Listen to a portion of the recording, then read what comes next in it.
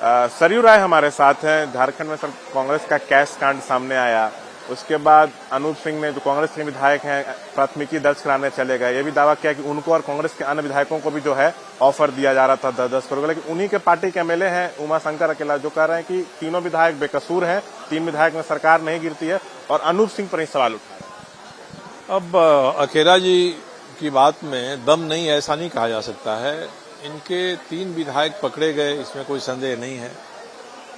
अब जो चर्चा हो रही है विधानसभा में, उसके हिसाब से हम लोगों की धारणा बन रही है कि कुल मिलाकर केवल 3 नहीं बल्कि 13 थे, 10 अभी भी छिटपुट घूम रहे हैं। तो इस कांग्रेस ने अपनी प्रतिष्ठा बचाने के लिए और उनका पोल नहीं खुले, इसके लिए 3 विधायकों को आनंद फानंद में निलंबित किया, उनके खिलाफ एफआईआर कर दिया। विधायकों से स्पष्टीकरण तक नहीं पूछा, भाई आपके जो पैसे पकड़े गए हैं वो कहाँ से हैं, क्या हैं, आपके घर के हैं, आपने कर्ज लिया है, आपने कहीं से उधार लिया है, क्या लिया है ये बताइए, ये पूछा नहीं, सीधे निलंबन कर दिया। इसका मतलब कि कांग्रेस के कई अन्य विधायक भी इस साजिश में शामिल थे, जिसका भंडाफोड़ होने की गुंजाइश है। इसलिए आनंद फानंद में इन लोगों ने ये कदम उठाया है। और मुझे लगता है कि कांग्रेस ने एफआईआर करके अपने विधायकों पर सेल्फ गोल किया है। अब ईडी के लिए रास्ता निकल गया है कि कोई एफआईआर हो गया तो ईडी एफआईआर को ले सकती है। मनी लॉन्ड्रिंग है साफ साफ, ईडी उसकी जांच करेगी, तो बाकी लोग इसके लपेटे में आएंगे। क्या लगता है कि अनूप सिंह जो है बहुत जल्दबाजी में एफआईआर किए और खुद ही फंस सकते हैं? अब अनूप सिंह ने कोई स्वतः की प्रेरणा से नहीं किया है। जहां तक मेरी जानकारी है, कांग्रेस के आला कमान के कोई लोग हैं, उनसे बात करने के बाद उन्होंने किया है या उनके निर्देश पर किया है।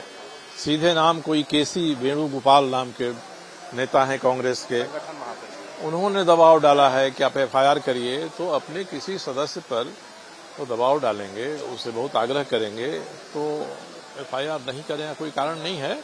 और जो भी किया है, चाहे केसी वेणुगोपाल के करने पर किया हो, अपने करने पर किया है, अपने लिए और अपनी पार्टी के लिए ही नुकसान किया हूं।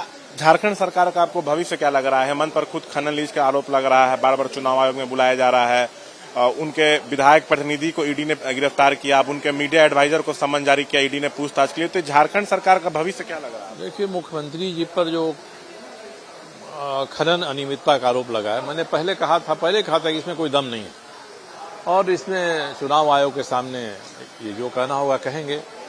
मगर गंभीर सवाल यह है कि मुख्यमंत्री जी के विधायक प्रतिनिधि को ईडी पकड़ के स्पष्ट आरोपों में जेल में डाल दे रही है, उनके प्रेस सलाहकार को बुला रही है, समन कर रही है।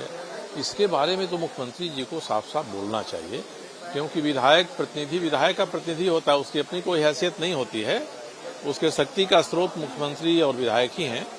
इसके बारे में तो इनको बोलना चाहिए। मैंने पहले भी सुझाव दिया था, आज मैंने एक कार्यस्थगन भी विधानसभा में रखा था, स्पीकर साहब ने उसको तवज्जो नहीं दिया।